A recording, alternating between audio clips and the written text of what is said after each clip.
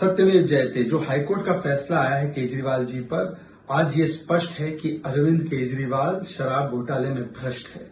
जिस प्रकार से अरविंद केजरीवाल आम आदमी पार्टी लगातार विक्टिमहुड कार्ड खेल रही थी, आज हाईकोर्ट ने इस कार्ड को ध्वस्त कर दिया है।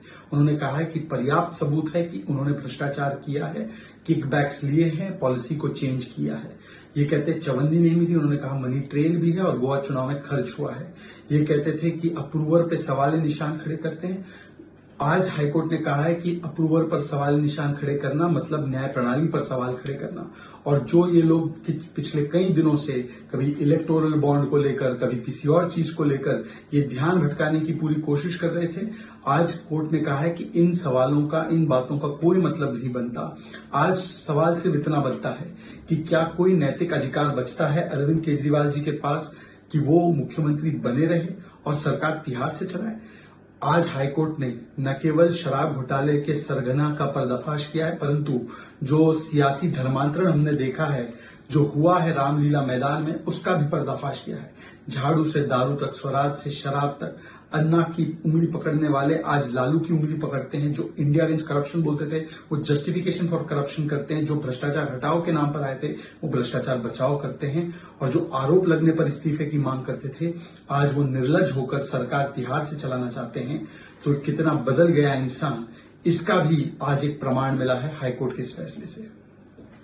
Satyamev Jayate, the High Court order today against Mr. Kejriwal exposes that he is not Kattar Imandar but Kattar Bhrasht, and that there is prima facie material available against him, evidence available against him, that he not only formulated the said Ghotalebaz policy but he was involved in taking kickbacks.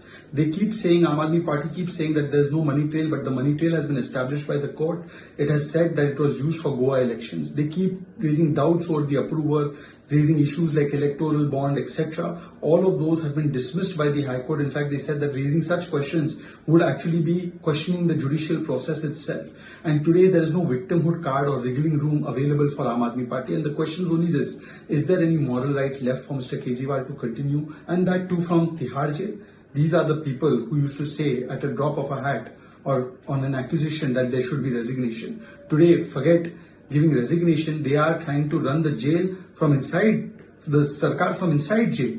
This is the siyasi dharmantran or political conversion that has taken place. From India against corruption to justification for corruption. From Bhashtachar Hatao to Bhashtachar Bachao. From Jhadu to Daru. From Swaraj to Sharab.